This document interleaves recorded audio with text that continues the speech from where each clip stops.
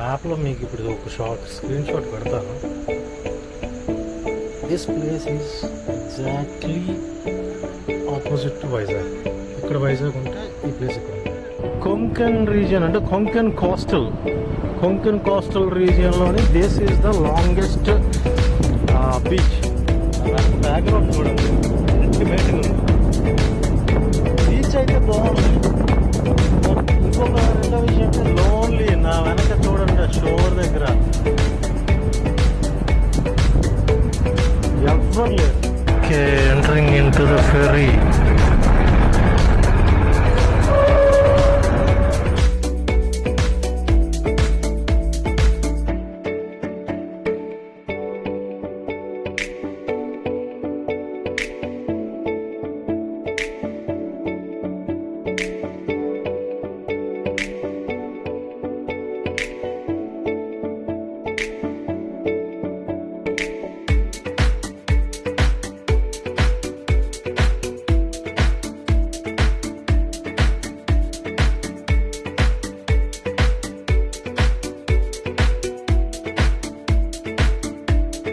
చిప్లూరుకి వెళ్ళే దారిలోని గుహాగర్ బీచ్ అని ఇంకోటి ఉన్నదంట. అది అంత పాపులర్ అయినదేం కాదు, బట్ ఓన్లీ థింగ్ ఏంటంటే చిప్లూరుకి వెళ్ళాలంటే ఆల్మోస్ట్ ఆ రూట్లోనే వెళ్ళాలి. షార్టెస్ట్ వే 37 కిలోమీటర్స్ గుహాగర్ బీచ్. కాకపోతే ఇక్కడ ఇంకో విషయం ఏంటంటే 1.5 hours పడుతుంది. ఎందుకు అని అంటే ఇక్కడ ఫెర్రీ మీద వెళ్ళాల్సి ఉంటుంది. బండిని ఒక బోట్లో ఎక్కించి బోట్లో వెళ్ళాల్సి ఉంటుంది. సో చిప్లూరు రత్నగిరి పైనుంచి వెళ్ళాలి అంటే చాలా దూరం అవుతుంది. చిప్లూరు దప్పూలి వెళ్ళాలంటే ఇదే షార్టెస్ట్ వే ఫెర్రీ. కొంచెం వెయిట్ చేసన్నా అక్కడ షాప్ దగ్గర కనుక్కుంటే సైడ్ ఎవ్రీ ఒక గంటకు ఒకసారి ఉంటుందంట బట్ ఫెర్రీ అనేది. సో ఇప్పుడు 1 గంటకు ఉందంటే టైం అయితే ఇప్పుడు 12:41. సో 1 గంటకి ఉన్నది అని అంటే అది పెట్టుకొని వెళ్ళిపోతే కొంచెం టైం సేవ్ అవుతుంది. Here we go ferry journey. అవతల కొండకు వెళ్ళడానికి మాత్రమే. అవి ఫెర్రీ కిतना बजे आएगा भाई? आगे जाना है. ठीक है, हाँ ठीक है థ్యాంక్ యూ. ఫెర్రీ పెద్ద ఫెర్రీలు ఏం కాదు, చిన్న చిన్నవే. అంతా పోర్ట్ ఏరియానే. జీ ఫెర్రీ యాజే షురూ అవగారా. ఫెర్రీ కోసం వెయిట్ చేస్తున్నాను. సో అక్కడ దేర్ ఇట్ కమ్స్. వస్తుంది ఫెర్రీ.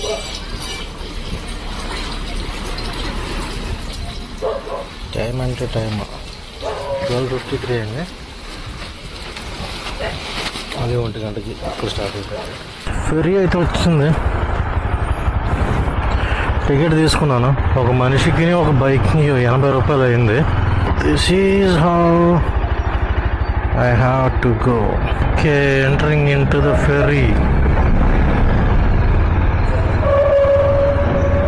బాయ్ ఓ భయ్యా, ఠీకేనా.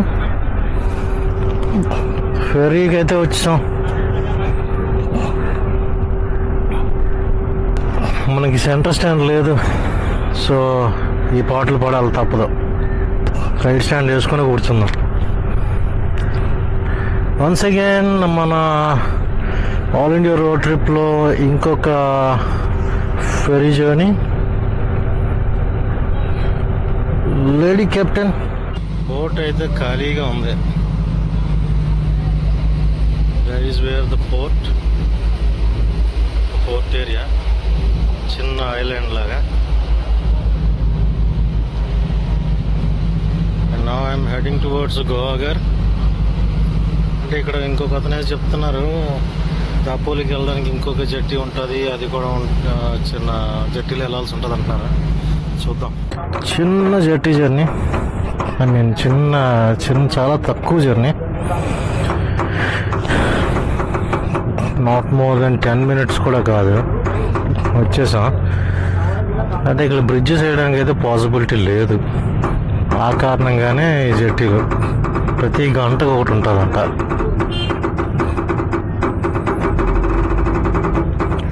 కొంచెం మంచి కోస్టల్ రోడ్స్ని ఆస్వాదించడానికి రెడీగా ఉండండి.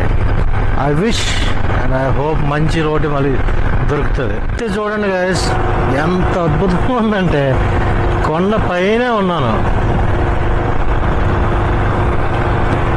ఎంత ఫ్లాట్గా ఉంది కొండ అంతా.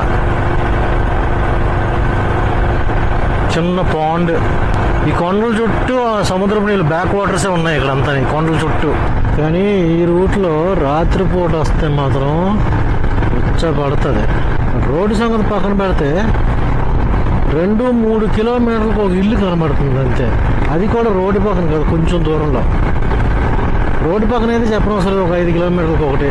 ఇక్కడ ఎలా ఉందంటే ఒక ఊర్లో లేదు. ఇక్కడ ఒక ఇల్లు, మళ్ళీ ఇంకొంచెం దూరంలో ఇంకొక ఇల్లు, మళ్ళీ ఇంకొంచెం దూరంలో ఇంకొక ఇల్లు, మళ్ళీ ఇంకొంచెం దూరంలో ఎక్కడో ఇల్లు, అలా ఉంది. కానీ ఊరుగా గుంపుగా ఇల్లు అయితే లేవు. అయితే ఇందాకలా నాకు ఫెర్రీలో ఒక అతను పరిచయం అయ్యాడు, ఈ లోకల్ అతనే. అతను ఏమన్నాడంటే ఈ దర్గాపుల్లో ఎక్కడో రైట్కి వెళ్ళిపోతే ఫస్ట్ చుప్లినో అక్కడికి వెళ్ళిపోవచ్చు, మీరు అలాగే వెళ్దాం అనుకుంటున్నారు కదా. చుప్లిన్ నాకు అంత మ్యాండేటరీ ఏం కాదు, కానీ అక్కడ ఒక వశిష్ఠ రివర్ వ్యూ ఒకటిని, అలాగే డ్యామ్ ఉందంట. డ్యామ్ కొంచెం దూరం, కోయినా డ్యామ్. ఏదో ఒకటి మళ్ళీ రాలేం కదా, వెళ్ళి చూసేద్దాం అని కూడా ఉన్నది నాకు. సో అతను ఏమనంటే ఇక్కడ 13 కిలోమీటర్స్లో, అంటే అక్కడ ఫెర్రీ అయిపోయిన తర్వాత 13 కిలోమీటర్స్లో రైట్కి వెళ్ళిపోండి, చుప్లిన్ వెళ్ళిపోతారు. ఫస్ట్ చుప్లిన్ వెళ్ళిపోయి అక్కడి నుంచి ఇటు వచ్చినప్పుడు మళ్ళీ ఇంకొక ఫెర్రీ ఉంటుందంట, ఆ గుహాగర్, అప్పుడు విజిట్ చేయండి. అట్నుంచి అటలాగా డోప్లియో మా పేర్లు గుర్తుండట్లేదు, అక్కడికి వెళ్ళాలనుకున్నారు కదా, హార్నియా ఫోర్ట్. అలాగే వెళ్ళిపోండి బెటర్. అక్కడ మీకు యూ విల్ ఫైండ్ ఇంకో ఫెర్రీ జర్నీ ఉంటుంది, బాగుంటుంది. అంటే ఫెర్రీ జర్నీ అంటే సరదాగానే ఉంటుంది, బట్ ఆల్రెడీ చాలాసార్లు ఇది 4th టైం అనుకుంటాను ఆల్ ఇండియా రోడ్ ట్రిప్లో. This is my 4th or 5th time. First time ఎక్కడ, కొచ్చి దగ్గర. తర్వాత కర్ణాటకలోని ఏదో ఊరు నుంచి ఊరు ఇలాంటి అడవుల నుంచి వెళ్తున్నప్పుడే. తర్వాత Chilika lake, that's the longest ferry journey, సుమారు 40 minutes ఆఫ్ ఫెర్రీ జర్నీ. ఇప్పుడు ఇది షార్టెస్ట్ फेरी जर्नी नाकू। भाई गोवा अगर जाने का रास्ता क्या लेफ्ट है, राइट जाने से चुपलिन चलता है। ठीक है థ్యాంక్ యూ బాయ్। మొత్తం టోటల్గా ఈ ప్రాంతం అంతా గోవన్ స్టైలే। యాక్చువల్గా నేను చేసిన తప్పు ఏంటంటే గుహాగర్కి అటుపక్క నుంచి బీచ్ పక్క నుంచి ఒక రోడ్డు ఉన్నది, ఎక్కడో మిస్ అయ్యి అలా కొంచెం ఇటుపక్క రోడ్డుకి వచ్చాను, అందుకనే నాకు కొంచెం బీచ్ వ్యూ అది దొరకలేదు। అండ్ అపార్ట్ ఫ్రమ్ దట్ ఇంకా గుహాగర్కి అయితే 20 కిలోమీటర్స్ ఉన్నది। ఆ వెనకాతల రైట్ నుంచి మనం చుప్లిన్ వెళ్ళిపోవచ్చు। కొంచెం డిస్టెన్స్ పెరిగింది నాకు। ఇప్పుడు ఎలా అవుతుందంటే గుహాగర్కి చిప్లిన్కి మధ్యలో యాడ్ అయ్యి గుహాగర్కి లెఫ్ట్కి వెళ్ళి గుహాగర్ చూసుకుని మళ్ళీ ఆ పాయింట్ దగ్గర వచ్చి ఆ పైకి మళ్ళీ చుప్లిన్ వెళ్ళాలి। చుప్లిన్ వెళ్ళి మళ్ళీ దబోలికి అటువైపు మళ్ళీ లెఫ్ట్లోకి రావాల్సి ఉంటుంది। అయితే ఇక్కడ నేను నెక్స్ట్ చేయాల్సింది ఏంటి అని అంటే గుహాగర్ వెళ్ళాక బీచ్ చూసుకున్నాక అక్కడి నుంచి రూట్ మళ్ళీ ఆప్టిమైజ్ చేసుకోవాలా, ఏది దగ్గర అనేది చూసుకొని చేసుకోవాలా। గుహాగర్ బీచ్ దగ్గరికి అయితే ఇంకో 1 కిలోమీటర్ ఉన్నది, మొత్తం స్లోప్ దిగుతున్నాం downhill. This is Guhagar Guhagar ఇది గుహాగర్ బీచ్ ఒక point, nothing much, pleasant beach అంతే, చూడడానికి అయితే ఏం లేదు, అన్ని బీచ్లాగే, కాకపోతే క్వైట్ ఎవరు అంతగా విజిట్ చెయ్యింది బీచ్। యాక్చువల్గా చూడండి అలా మూలనున్న అక్కడున్న కొండ నుంచి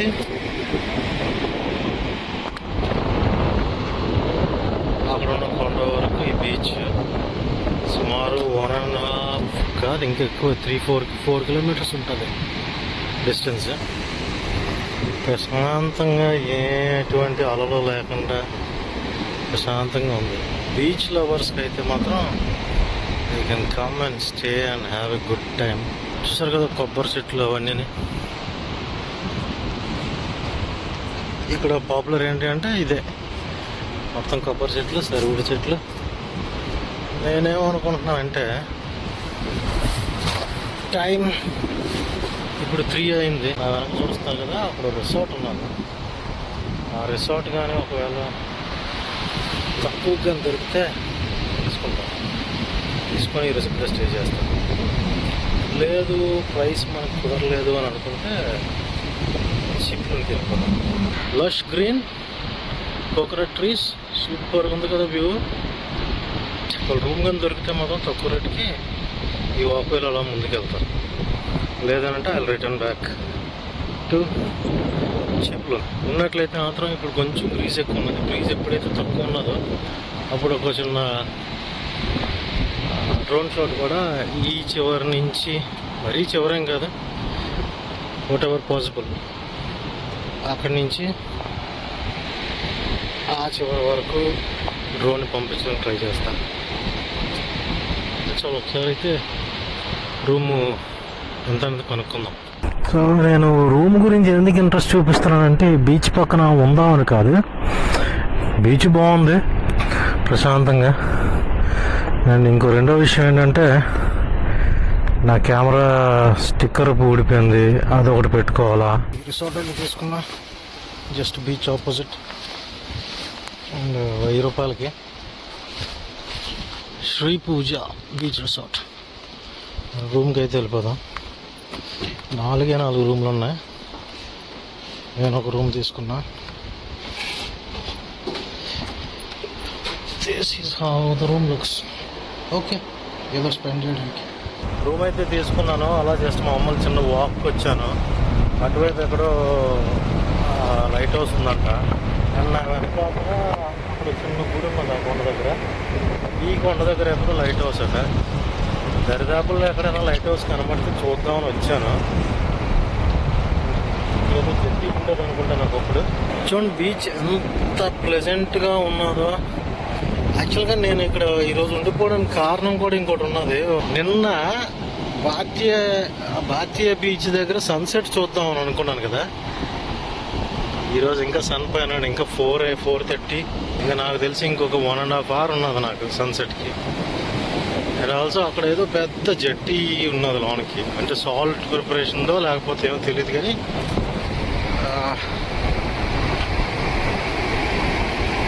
I think that's visible there. అంత దూరం అయితే వెళ్ళలేను.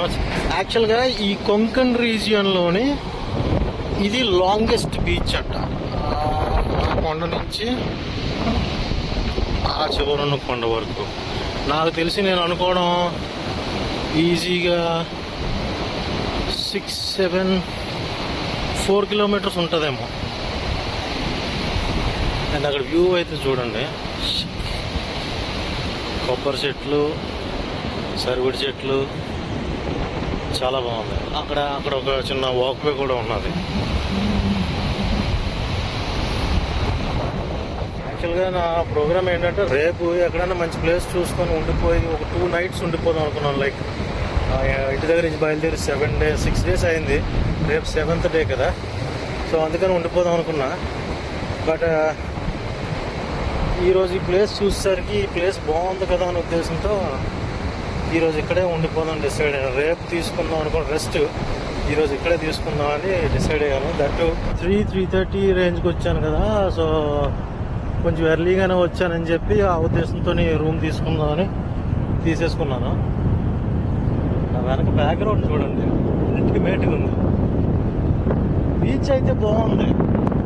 బట్ ఇంకొక రెండో విషయం అంటే లోన్లీ. నా వెనక చూడండి షోర్ దగ్గర ఎవ్వరు లేరు. ఒక 20 మంది. ఈరోజు సాటర్డే కూడా ఎవ్వరూ లేరు. అండ్ ఇంకోటి ఏంటంటే లైక్ 2 రీజన్స్ ఈరోజు నేను ఇక్కడ స్టే చేయడానికి కారణం. One reason is the sunset చూద్దామని. ఇండియా మ్యాప్కి వెస్ట్ సైడ్ సన్సెట్స్ బాగుంటాయి. కన్యాకుమారి అది పక్కన పెట్టండి, సన్ రైజ్ అండ్ సన్సెట్ అక్కడ రెండు ఒకలాగే చూడొచ్చు. అండ్ ఇక్కడ వెస్ట్ సైడ్ కాబట్టి నిన్న మిస్ అయిన సన్సెట్ ఈరోజు చూద్దామని. అండ్ ప్లస్ రెస్ట్ తీసుకుందామని. కొంకన్ రీజియన్ అంటే కొంకన్ కోస్టల్ రీజియన్లోని this is the longest beach. And డిసెంబర్లో ఇక్కడికి డాల్ఫిన్స్ వస్తాయి, కానీ ఇక్కడ బోటింగ్ అలాంటివి లేవు. వీలైతే ఫిషర్మెన్ని రిక్వెస్ట్ చేసి వెళ్ళాల్సిన పరిస్థితి, బట్ దాట్స్ నాట్ సేఫ్. గణపతి పూలేలో అయితే నవంబర్ డిసెంబర్ జనవరిలోని డెఫినెట్గా డాల్ఫిన్స్ వస్తాయట. సరే, ఒక చిన్న వాక్ వేసుకొని అలాగే మళ్ళీ రూమ్కి వెళ్ళిపోయి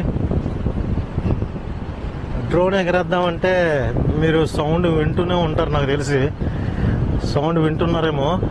అంత ఎక్కువ బ్రీజ్ ఉంది, డ్రోన్ ఎగరేసే ఛాన్సే లేదు. ఇక్కడ గాలికి ఎటో ఎగిరిపోద్ది, అంత విండ్ ఉన్నది. సన్సెట్ అయితే డెఫినెట్గా ఈరోజు నేను డెఫినెట్గా ఈరోజు రికార్డ్ చేస్తాను సన్సెట్ని. ఇంకొక 1 hour టైం ఉన్నది. ఈ 1 hour లోపు నేను అక్కడికి వెళ్ళిపోతాను. ఇక్కడ చిన్న పాతబడిపోయిన జట్టి ఉన్నది. సరే, అలాగా దీనిపైన జట్టి పైన పైకి ముందుకు వెళ్దాం. సన్సెట్ వ్యూ అయితే మాత్రం డెఫినెట్గా అదిరిపోతుంది. Can clearly say.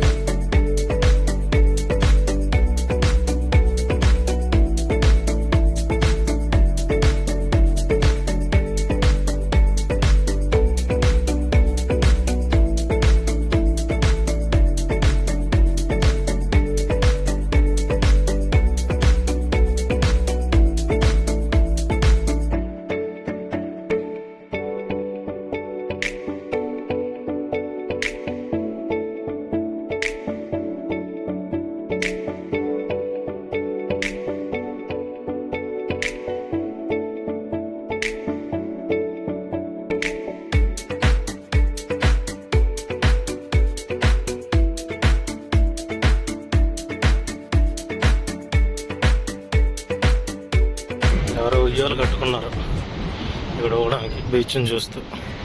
This is the super view of coconut trees. And ఈ ప్లేస్ గురించి అంతకుమించి చెప్పడానికి ఏం లేదు. Coconut trees and beach which is lonely beach. ప్రస్తుతం అయితే మరి ఇంకా రూమ్కి వెళ్ళిపోయి అదిగో ఆ సూర్యుడు బీచ్లోకి దిగేంత సమయం వరకు వెయిట్ చేసి అప్పుడు లాగుదాం. టైం ల్యాప్స్ అండ్ ఆల్సో చిన్న వీడియో కూడా. రూమ్ ఎలాగున్నా నేను తీసుకున్న రిసార్ట్ ప్లేస్మెంట్ అయితే బాగుంది. కొబ్బరి చెట్ల మధ్యలోనే ఇక్కడ ఉన్నాయి, కానీ కొబ్బరి చెట్ల మధ్యలో కనబడట్లేదు. నాది కొంచెం బీచ్కి దగ్గరగా ఉంది. ఐ విష్ ఈరోజు అయితే ఎక్కడ క్లౌడ్స్ అయితే కనబడట్లేదు. సో టైం ల్యాప్స్ ఒకటి లాగుతున్నా. బాగుంటే ఆనందిద్దాం, లేదంటే కన్యాకుమారిలాగా అయ్యింది అని అంటే మరి ఏం చేయలేం. అంటే కన్యాకుమారికి అయితే 2వ సారి వెళ్తాను, బట్ ఇక్కడికి వెళ్ళి 2వ సారి వచ్చే ఛాన్స్ అయితే చాలా చాలా చాలా రేర్. కన్యాకుమారి ఆ సన్ రైజ్ అండ్ సన్సెట్ కోసం ప్రత్యేకంగా మళ్ళీ డెఫినెట్గా వెళ్తాను. దట్ ఇన్ క్లియర్ సమ్మర్లో. వింటర్ కానీ రైనీ సీజన్లో కానీ వెళ్ళను. మేబీ ఇంకొక పావు గంట అరగంట లోపే సన్సెట్ అయిపోద్ది. Let's see the beauty.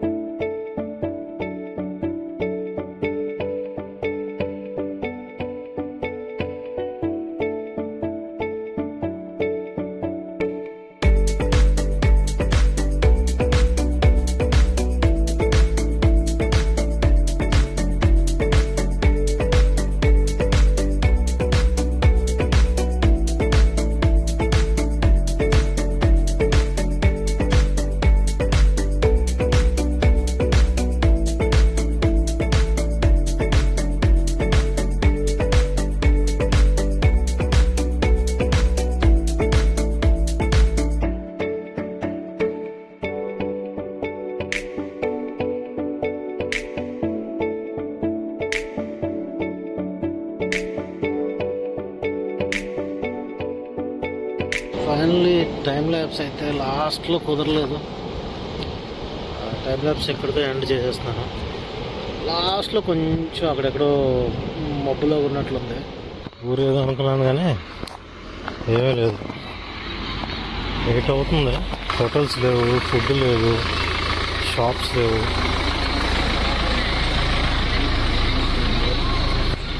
జాగ్రత్త వచ్చేటప్పుడు. సాయంత్రం తిన్న పల్లీలో ఉన్నాయి వడపావ్. బాయ్ వడపావ్ కిలి వడపావ్ అయితే దొరికింది. అది రోడ్డు మీద ఇందాక పల్లీలు అమ్మిన అతనే వడపావ్ చెప్పుకున్నారండి. చేస్తున్నాడు. సాయంత్రం పల్లీలున రాత్రి వడపాల. ఒకటి ఈ ప్రాంతానికి వచ్చేది దెబ్బ అయిపోద్దు. ఎందుకంటే ఇక్కడ 8 అయింది జస్ట్. షాప్స్ అన్ని క్లోజ్. సాయంత్రం ఎవరైతే నాకు పల్లీలు అమ్మాడో అతనే వడపావ్ ఇచ్చాడు. ప్యాకింగ్ చేసుకున్నాను 2 వడపాలు. రూమ్కి పోతున్నా. 1/2 కిలోమీటర్ వచ్చా. విషయం ఏంటంటే డిసెంబర్లో కూడా ఇలాగే ఉంటుందంట. వీకెండ్ కదా ఇలా ఉన్నది ఏంటి అని అంటే ఎప్పుడు ఇలాగే ఉంటుందంట. డిసెంబర్లో కూడా ఇలాగే ఉంటుందంట. Look at the shops. Food అయితే మాత్రం ఒకటే, ఇంక్లూడింగ్ రెస్టారెంట్ ఉన్న హోటల్ తీసుకోవడం అయితే చాలా బెటర్. ఇంకొక విషయం ఏంటి అని అంటే బస్సెస్ కూడా నైట్ టైం ట్రాన్స్పోర్టేషన్ ఉండదు. ఉండాలంటే 1 or 2 ఉన్నట్టు. అది చిప్లున్కి అక్కడికి మాత్రమే ఉన్నాయి. అక్కడి నుంచి పూణే, ముంబైకి ఉంటాయి. అప్పుడు అక్కడి నుంచి మన ప్రాంతాలకి వేరే అదర్ ప్లేసెస్కి వెళ్ళొచ్చు. పరిస్థితి అయితే ఇది. నేను బీచ్ పక్కన తీసుకున్నాను కదా, ఒకసారి రూమ్కి వెళ్ళి లైట్గా 1 గంట ఎడిటింగ్ చేసుకొని నైట్ టైం బీచ్ ఎలా ఉన్నదో చూపిస్తాను. లోన్లీ బీచ్ ఒకటే. Only advantage is that lonely beach. నేను తీసుకున్న రెస్టారెంట్ వాడు వాడు ఒక రెస్టారెంట్ ఉండుంటే మాత్రం మంచి క్లిక్ అయ్యేటాడు. అక్కడ రెస్టారెంట్ లేదు కానీ బీచ్ పక్కనే ఉన్నాడు. అంటే అఫ్ కోర్స్ అది హోటల్ టైప్ కాదు, హోమ్ స్టేనే అనుకోవాలా. గుడ్. బీచ్ సౌండ్లు అయితే వింటున్నారు కదా. రాత్రిపూట చేపలు నత్తలు ఏవో పడుతున్నారు రూమ్ పక్కన ఉన్న చిన్న కాలువలో. టైం అయితే 9:30 అయింది. బీచ్ దగ్గరికి అయితే వస్తున్నా.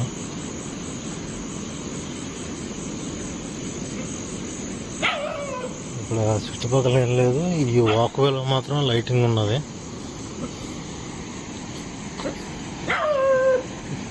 బీచ్ అయితే నిర్మానుష్యంగా ఉంది. పెట్టలేదు. సాయంత్రం చూసిన దానికి ఇప్పటికీ తేడా. ఇటువైపు ఆ టెంపుల్ ఉన్న సైడ్, ఇటువైపు సాయంత్రం మనం నడుచుకెళ్ళిన వైపు. ఈ లైట్స్ కూడా ఏంటంటే ఆ వాక్వేలో ఉన్నాయి.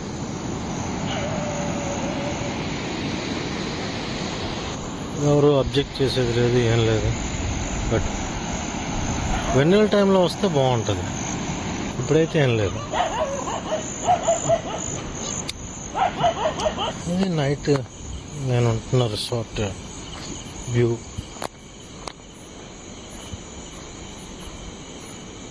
That's the resort view.